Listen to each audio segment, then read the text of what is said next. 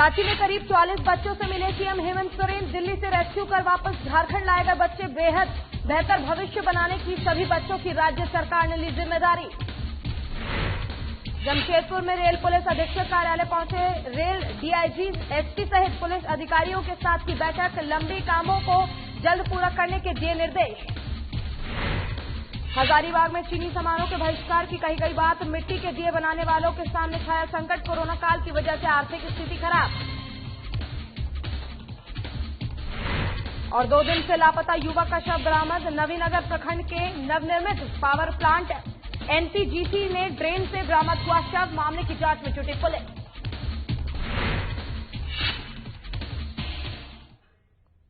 नमस्कार, आप देख रहे हैं साधना प्लस। मैं हूं आपके साथ पूजा अग्रवाल। बुलेटिन की शुरुआत करेंगे इस वक्त की खबरों से। बता दें कि मुख्यमंत्री हेमंत सोरेन ने मुख्यमंत्री आवास में राज्य सरकार द्वारा दिल्ली से रेस्क्यू कर वापस लाई गई झारखंड की बच्चियों और बच्चों से मुलाकात की, जिसमें करीब 44 बच्चे शामिल थे, जिसमें 41 लड़कियां और 3 लड़के थे। वहीं मुख्यमंत्री ने सभी बच्चों को बेहतर भविष्य संवारने का भरोसा दिया। साथ ही ऐलान किया कि युवा बच्चों को रोजगार और शिक्षा से जोड़ा जाएगा और नाबालिग बच्चों को युवा होने तक राज्य सरकार की ओर से 2000 प्रति महीने दिया जाएगा। इस दौरान मुख्यमंत्री ने सभी बच्चों को शॉल ओढ़ाकर मनोबल बढ़ाया। मौके पर राज्य की कई अधिकारियों के साथ स्वयं सेवा संस्थान के लोग मौजूद रहे। इस दौरान मुख्यमंत्री ने कहा कि उन्हें बहुत पीड़ा होती है कि झारखंड के बच्चे दूसरे राज्यों में मेहनत मजदूरी के लिए जाते हैं और वहां शारीरिक और मानसिक पीड़ित सहते हैं, 2-4 होना पड़ता है। लेकिन सरकार इस पूरे मामले पर गंभीर है और इसे रोकने का प्रयास किया जा रहा है।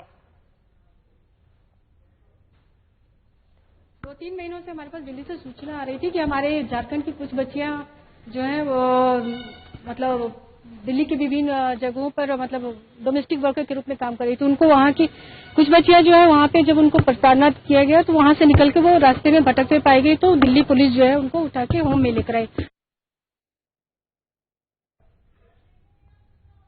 Jamshedpur rail DIG Shailendra Kumar Sinha Tatanagar rail police अधीक्षक कार्यालय पहुंचे। उन्होंने रेल एसपी सहित पुलिस पदाधिकारियों के साथ एक विशेष बैठक की। इस दौरान उन्होंने लंबित मामले के तुरंत निष्पादन को लेकर कई आवश्यक दिशा निर्देश दिए। एक दिन पहले रेल डीआईजी के चक्रधरपुर में भी पदाधिकारियों के साथ बैठक कर लंबित कांडों को समीक्षा की थी। साथ ही ये भी जाना कि किन कारणों से मामला लंबित है। जीआरपी में पदाधिकारियों और जवानों की कमी पर उन्होंने कहा कि वर्तमान में सब इंस्पेक्टर की बहाली पूरे राज्य में हुई है। जिले में भी सारे सब इंस्पेक्टर ट्रेनिंग में हैं। ट्रेनिंग खत्म हो जाने के बाद बहुत हद तक पदाधिकारियों की जो कमी है उसे दूर किया जा सकेगा। उन्होंने कहा कि आरपीएफ के साथ जीआरपी का तालमेल काफी अच्छा है। साथ ही उन्होंने बताया कि कानून व्यवस्था को लेकर और बेहतर बनाने के लिए निरंतर प्रयास किए जा रहे हैं।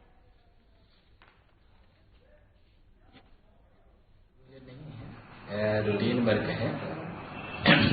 आज मैं जमशेदपुर एसआरपी ऑफिस में जो हमारे केसेस हैं अब तक किन कारणों से पेंडिंग है, कैसे उनका निष्पादन किया जा सकता है, तो केस समीक्षा के क्रम में ही मैं जमशेदपुर आया हुआ हूँ।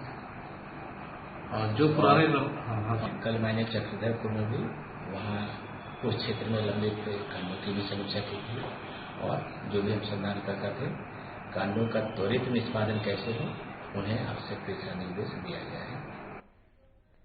हजारीबाग में योग को बढ़ावा और उसके फायदे को लोगों तक अधिक से अधिक पहुंचा सके, इसके लिए झारखंड राज्य योग संघ के पदाधिकारियों के सहयोग से हजारीबाग जिला योग संघ का संगठन और चुनाव के लिए पहल की गई है।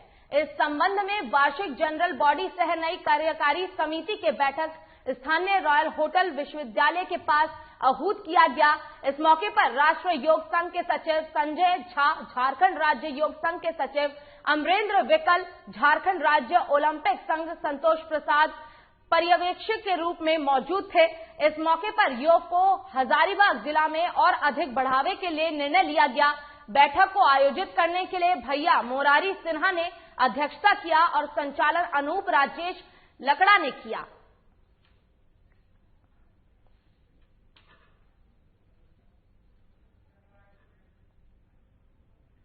और इस वक्त की बड़ी खबर आपको जामताड़ा से बता रहे हैं, जहां सफाई कर्मचारी अनिश्चितकालीन हड़ताल पर बैठ गए हैं। बता दें कि अनुमंडल पदाधिकारी ने नगर भवन को नगर पंचायत से हटाकर जेबीसी+2 विद्यालय को सौंप दिया था। जिसे लेकर नगर पंचायत के सफाई कर्मी नगर भवन परिसर में हड़ताल पर बैठ गए हैं। वहीं सफाई कर्मचारियों के साथ इस दौरान नगर पंचायत के अध्यक्ष रीना कुमारी और सभी वार्ड पार्षद भी धरने पर बैठे हैं। वहीं इस दौरान ये पूरा मामला राजनीति में तब्दील हो गया है। इस दौरान बीजेपी और कांग्रेस दोनों ही पार्टियों के कार्यकर्ता एक दूसरे के खिलाफ मुर्दाबाद के नारे लगाते हुए नजर आ रहे हैं। वहीं हड़ताली कर्मियों के पक्ष में बीजेपी के प्रदेश कार्य समिति सदस्य वीरेंद्र मंडल भी मौजूद रहे। हालांकि इस दौरान पुलिस अधीक्षक दीपक सिन्हा ने वहां पहुंचकर भारी पुलिस बल तैनात किया। साथ ही सफाई कर्मचारियों को समझा बुझाकर हड़ताल खत्म करने की कोशिश की गई और नगर भवन को सील कर दिया गया।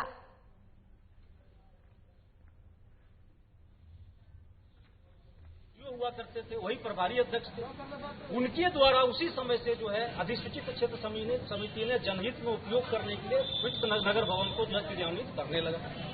वह नगर भवन उस समय जो सौंपा गया था जीर्ण तीर्ण अवस्था में था। जब जनहित में कार्य में लोगों को उपयोग होने लगा तो नगर पंचायत के माध्यम से लगातार समयानुसार आवश्यकता अनुसार नगर पंचायत के निधि से जीर्णोद्धार कार्य होते गए। फिलहाल इन लोगों ने वक्त मांगा है, हम लोगों ने कुछ दिनों का वक्त दिया है। जैसा भी स्टेट का आदेश रहेगा हम लोग उसी हिसाब से करेंगे। फिलहाल स्टेट का आदेश खाली कराने का था, लेकिन यहाँ पे मजदूरों की जो डिमांड थी उसको देखते हुए फिलहाल हम लोग कुछ समय दिए हैं इस महीने भर का। उसके बाद कोई फैसला नहीं होता है तो जो भी स्टेट का डायरेक्शन है उस हिसाब से काम होगा। हमने आग्रह किया था यहाँ के जो लैंड ऑनर है राजा साहब तत्काल दे दीजिए, लेकिन ये प्रॉपर्टी रहेगा स्कूल का। आप बताइए 20 साल तक जब नया नगर भवन बन के तैयार है तो ये तो मजाक है। और मैंने कहा कि ये एग्जामिनेशन हॉल हमारे ट्राइबल बच्चों को बहुत दिक्कत होता है। और इसी के साथ वक्त हो चुका है एक छोटे से ब्रेक का। ब्रेक के बाद जल्द होंगे हाजिर।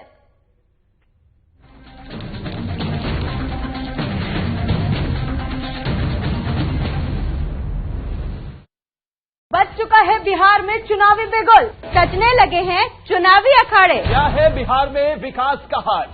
कितने हुए वादे पूरे, कितना हुआ विकास? 15 साल के सुशासन में कितना बदला बिहार या जनता है लाचार? आपको बताएंगे बिहार विधानसभा के सभी 243 सीटों का ताजा हाल। बिहार चुनाव की हर खबरों से रहिए खबरदार। साधना प्लस बिहार झारखंड के साथ।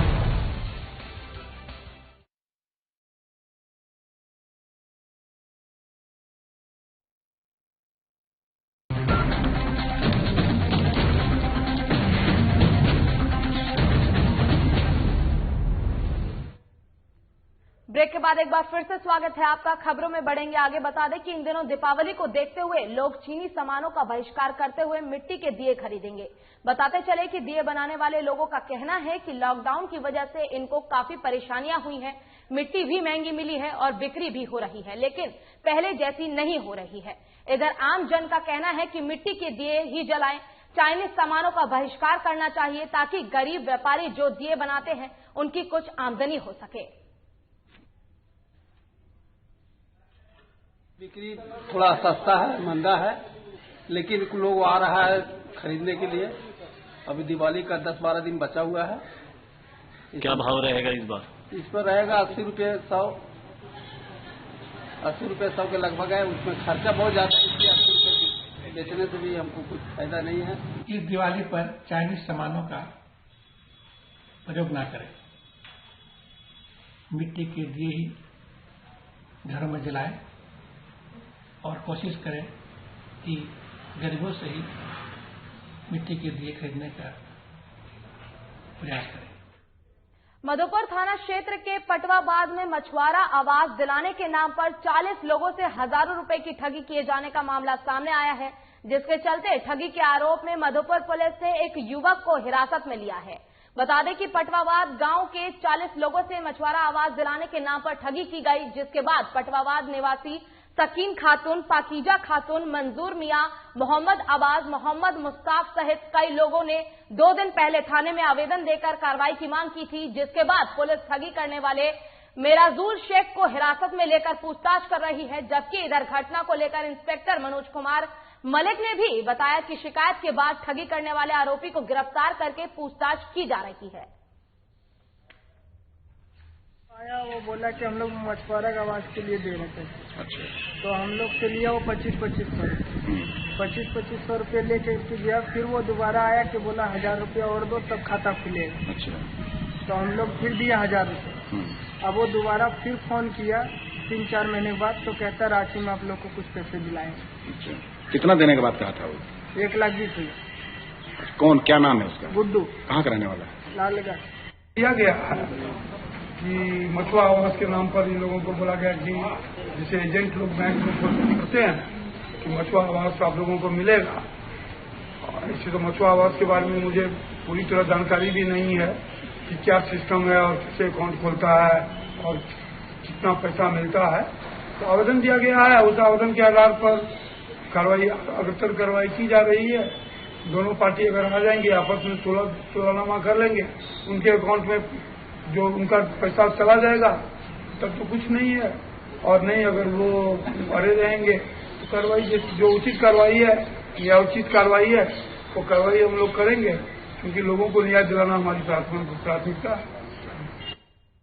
2 दिन से लापता युवक का शव बरामद किया गया है। बता दें कि नवीनगर प्रखंड के नवनिर्मित पावर प्लांट NPGC में 2 दिन से लापता युवक का शव ड्रेन से बरामद हुआ है। युवक की पहचान मुफस्सिल थाना क्षेत्र औरंगाबाद के ग्राम गुड़गया कर्म दीपक कुमार के रूप में किया गया है। मिली जानकारी के अनुसार बताया गया कि युवक खालिसी का कार्य करता था और मृतक के परिजनों द्वारा बताया गया कि हमारे पास ड्राइवर का फोन आया था जिसने बताया कि उनका आपका भाई 2 दिन पहले उनसे बोला कि शौच के लिए बोलकर गया, तब से ही अभी तक वापस नहीं आया। काफी खोजबीन के बाद आज सुबह ड्रेन से उसका शव बरामद किया गया है।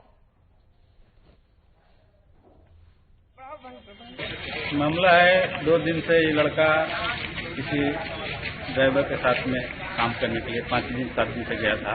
जी।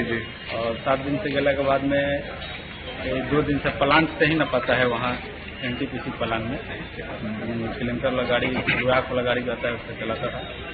अभी वहाँ मिला नहीं, किसी का खबर नहीं दिया इन लोग, और इन लोग 2 दिन से अपने में खोज रहे हैं। जब नहीं मिल पाया तो फिर प्लांटे के अंदर जो पोखरा है उसी में तैरता हुआ लाश मिला है। मैं वीरेंद्र यादव, मुखिया प्रतिनिधि, सह पूर्व मुखिया, सह राजद नेता, ग्राम पंचायत हंसौली, प्रखंड देव औरंगाबाद। पता चला सुबह में कि आपके पंचायत के अंतर्गत ग्राम कर्मा के एक लड़का जो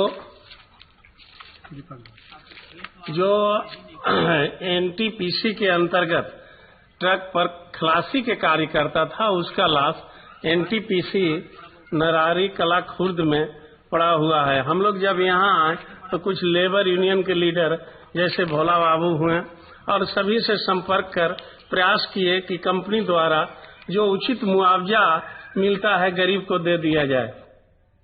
वक्त हो चुका है एक छोटे से ब्रेक का। ब्रेक के बाद जल्द होंगे हाजिर।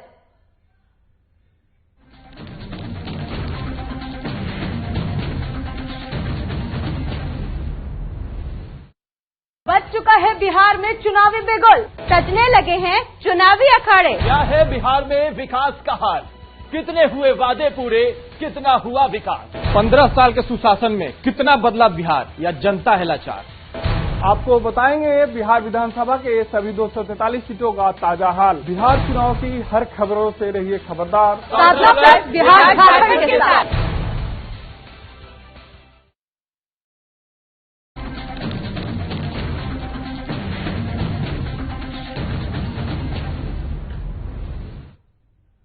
ब्रेक के बाद एक बार फिर से स्वागत है आपका। खबरों में बढ़ेंगे आगे। बता दें कि करीब 300 साल से लगने वाला रांची के हजरत कुतुबुद्दीन शाह रिसालदार की दरगाह पर 5 दिवसीय सालाना उर्स का आयोजन हुआ है, लेकिन कोरोना को लेकर आयोजित की गई इस उर्स में पिछले उर्स की तुलना में रौनक देखने को नहीं मिल रही है। उर्स में लगने वाले सैकड़ों की संख्या में स्टॉल लगाने वाले दुकानदार नदारद हैं, वहीं बच्चों के मनोरंजन के लिए झूले लगाने वाले भी गायब हैं। साथ ही 2 दिवसीय कव्वाली मुकाबलों के कार्यक्रम भी स्थगित कर दिए गए हैं। उर्स के दूसरे दिन दरगाह परिसर में ही खानकाही कव्वालों ने समा बांधा। लोग उनके कलाम को सुनने के लिए जमा हुए। पूरे दरगाह में कोरोना से संबंधित पोस्टर्स लगाए गए हैं, वहीं CCTV कैमरे से निगरानी रखी जा रही है। आज उर्स का तीसरा दिन है। बता दें कि उर्स के दौरान यहां 5 दिनों तक खूब रौनक रहती है। गवर्नर, सीएम समेत कई बड़े चेहरे यहां चादर पोशी के लिए बाबा के दरगाह पर हाजिरी लगाने आते हैं।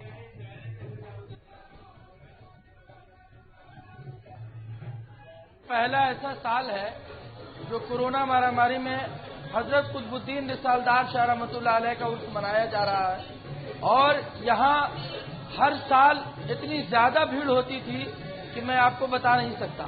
लेकिन इस साल क्योंकि कोरोना का माहौल है इसलिए भीड़ तो कम है, लेकिन हर मजहब के लोग, हिंदू, मुस्लिम, सिख, ईसाई, तमाम लोग यहाँ आ रहे हैं और सोशल डिस्टेंसिंग का खास ख्याल किया जा रहा है। क्योंकि आप देख भी रहे होंगे सब तरफ बाकायदा पोस्टर लगाया जा रहा है, मास्क लगाकर, सैनिटाइजर लगाकर लोगों को अंदर प्रवेश करने दिया जा रहा है।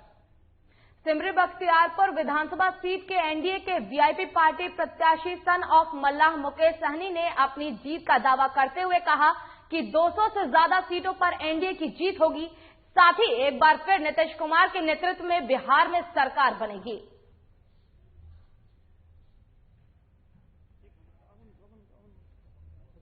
बहुत अच्छी बात है कि शांतिपूर्ण पूरे प्रदेश में तीसरे चरण का मतदान हो रहा है और बहुत मजबूती से स्पष्ट क्लियर है कि हम लोग एक बड़े मार्जिन से बिहार में सरकार बना रहे हैं एनडीए का और 200 से अधिक सीट जीत के हम लोग सरकार बनाएंगे। उसमें कहीं किंतु परंतु नहीं है और बिहार में तो एक आगे निकल चुका है कि बिहार में आज की तारीख में कोई विकल्प नहीं है माननीय नीतीश कुमार जी के सामने में और बिहार उन्हीं के नेतृत्व में आने वाले 5 साल भी बढ़िया से चलेंगे।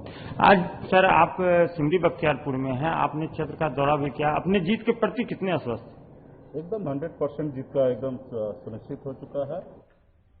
बिहार के कटिहार में तारिक अनवर ने कटिहार सदर सीट के गामीटोला स्थित मतदान केंद्र श्यामा संस्कृत विद्यालय में मतदान केंद्र पर मतदान किया। इस दौरान कांग्रेस के राष्ट्रीय महासचिव तारिक अनवर ने ज्यादा से ज्यादा लोगों से मतदान करने की अपील की है।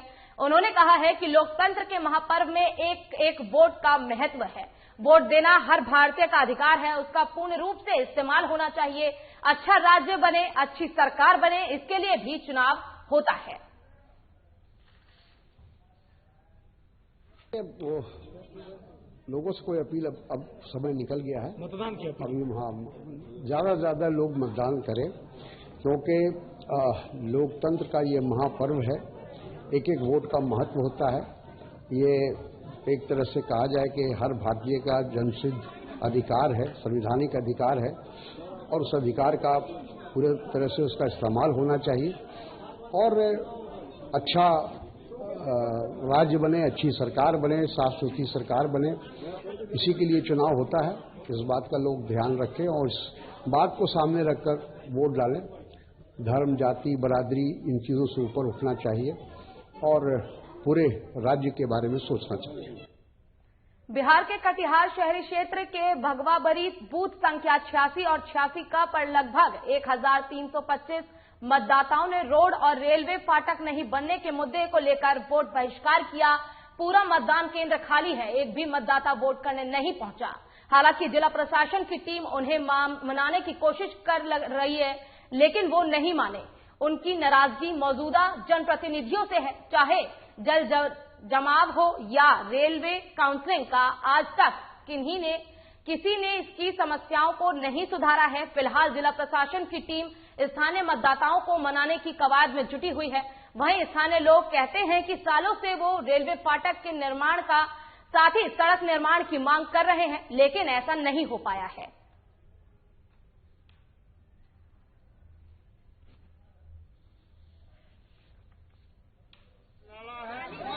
नया कमिश्नर आता है देखने के लिए, नगर निगम बैठे 10 रोज, कमिश्नर के पास बैठे 10 रोज, कोई सुनवाई नहीं दिया। 15 साल विधायक रहे, 15 साल सांसद भी रहे, महतो जी भी यहाँ हम लोग जिताए हैं, कोई लेकिन सहारा ही भगवान करने वाला नहीं है। किसी को लेकर वोट बहिष्कार? हाँ, इसी कारण वोट बहिष्कार कर रहे हैं। आवाज बड़ा इकट्ठा हम लोग होते हैं, वो गिरा है। वो अनजान आदमी के बाहर में घर भला नहीं जुटाते हैं और लेखन में चलाते हैं, वही गिरा है। जेडीयू प्रत्याशी विजेंद्र प्रसाद यादव ने अपने मताधिकार का प्रयोग करते हुए मतदान किया। बता दें कि सुपौल विधानसभा के जेडीयू प्रत्याशी और सरकार के ऊर्जा मंत्री विजेंद्र प्रसाद यादव ने मध्य विद्यालय गौरवगढ़ में मतदान किया है। वहीं कांग्रेस प्रत्याशी मन्नत रहमानी मध्य विद्यालय चकडुमकरिया में अपना वोट डाला है। आपको बता दें कि विजेंद्र प्रसाद यादव विगत 30 सालों से सुपौल विधानसभा का लगातार प्रतिनिधित्व करते आ रहे हैं। इस बार चुनाव में जेडीयू प्रत्याशी विजेंद्र प्रसाद यादव का सीधा मुकाबला कांग्रेस प्रत्याशी मन्नत रहमानी से है। वहीं इन दोनों प्रत्याशियों के बीच में अहम भूमिका एलजेपी प्रत्याशी प्रभाष चंद्र मंडल का भी है। वे पूरी ताकत से चुनावी मैदान में ताल ठोक रहे हैं। मौके पर विजेंद्र प्रसाद यादव ने कहा कि एनडीए की सरकार भारी बहुमत से बनने वाली है। साथ ही उन्होंने आम जनता से वोट देने की अपील की है। साथ ही कांग्रेस प्रत्याशी मन्नत रहमानी की बात करते हुए उन्होंने कहा कि बिहार में महागठबंधन की सरकार बनने वाली है। मन्नत रहमानी ने भी मतदाताओं से घर घर जाकर वोट करने की अपील की है और कहा है कि अपना वोट जरूर डालें।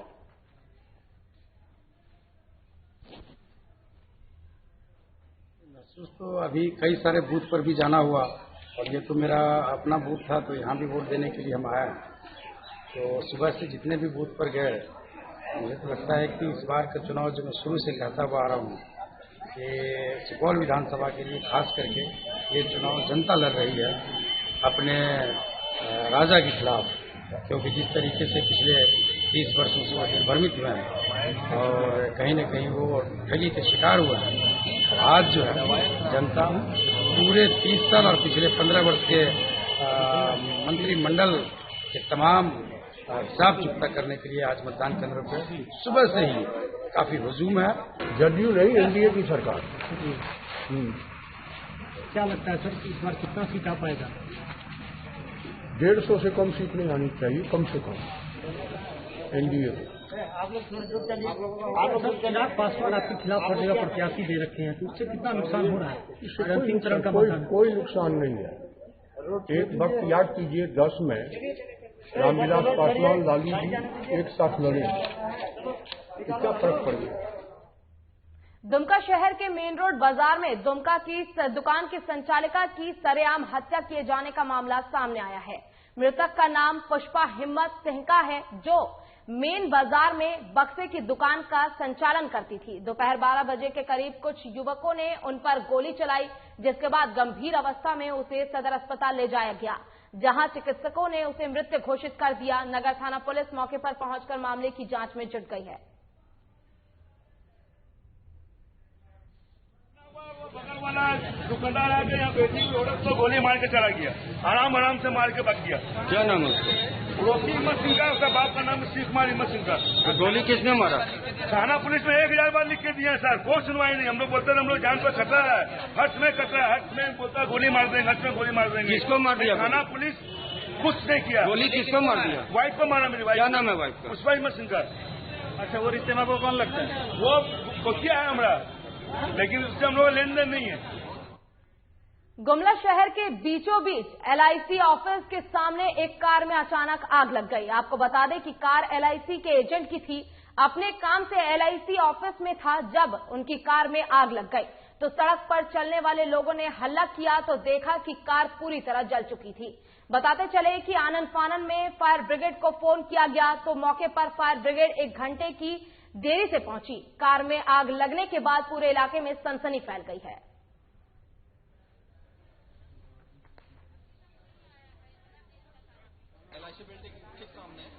कार खड़ी थी, जिसमें अचानक आग लग गई। आग कैसे लगी ये कहा नहीं जा सकता है, गाड़ी पूरी तरह जल चुकी है। पता विशेष सूत्रों के मुताबिक गाड़ी कोई एलआईसी एजेंट की है, जिसका नाम अर्जुन गोप बताया जा रहा है। अच्छा, एक चीज बताइए, इतना देरी हो गया, मतलब 5 ब्रिगेड अभी तक नहीं पहुंचा, क्या कारण है? लोगों ने फायर ब्रिगेड को सूचना दी है, लेकिन नहीं आने का कारण कुछ समझ नहीं आ रहा। हम लोग बोल रहे हैं गाड़ी निकल रही है। यहाँ पर आग लग गई है, मगर अग्निशामक को सूचना देने के बावजूद भी अभी तक घटना स्थल पर पहुँची नहीं है। तो क्या मानते हैं? कम से कम वो लोगों को इस सब में सूचना मिलने के साथ में पहुँचना चाहिए। अगर किसी का जान जाने का भी आदमी को संभावना रहेगा तो उसके बाद जान जाने के बाद क्या अग्निशामक हमारी सेवा में उपस्थित होगी। जमशेदपुर पोटका के टंगराइन से चाकड़ी गांव जाने वाली सड़क काफी जर्जर हो चुकी है, जिससे आम जनता को काफी दिक्कतों का सामना करना पड़ता है। बताया जा रहा है कि दर्जनों गांव के लोग इसी मुख्य सड़क से आना जाना करते हैं। प्रशासन द्वारा इस ओर अब तक कोई विशेष ध्यान नहीं दिया गया है। ग्रामीणों ने इस क्षेत्र में सड़क बनवाने का आग्रह किया है।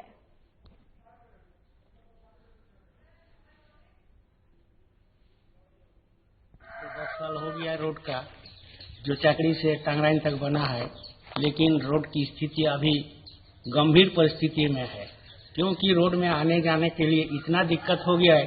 रोड अभी उसका जो पिच था सब उखड़ गया है, तो इसलिए लोगों को बहुत दिक्कत हो रही है। इसलिए इस क्षेत्र के लोगों का कहना है, देखना है, बोलना है कि जितना जल्दी हो सके इस रोड का पुनर्निर्माण हो। पिछले 3 नवंबर को नालंदा जिले के सभी 7 विधानसभा सीटों पर चुनाव संपन्न हुआ था। इसी दौरान हिलसा अनुमंडल के कराय परसुराय प्रखंड के चौकिया, हरारी और चौरासी में चुनाव कराकर वापस लौट रहे अधिकारी और जवान की गाड़ी दुर्घटनाग्रस्त हो गई थी। हालांकि इस घटना में ईवीएम में कोई नुकसान नहीं पहुंचा था, लेकिन चुनाव आयोग के निर्देश पर इन तीनों बूथों पर आज कड़ी सुरक्षा के बीच फिर से मतदान कराया जा रहा है, जिसमें हिलसा विधानसभा के बूथ संख्या 52A और 55 पर शांतिपूर्ण रूप से मतदान जारी है। इन बूथों का नालंदा के एसपी नीलेश कुमार ने स्वयं जायजा लिया है, मगर रीवोटिंग में मतदाताओं में उत्साह देखने को नहीं मिला है।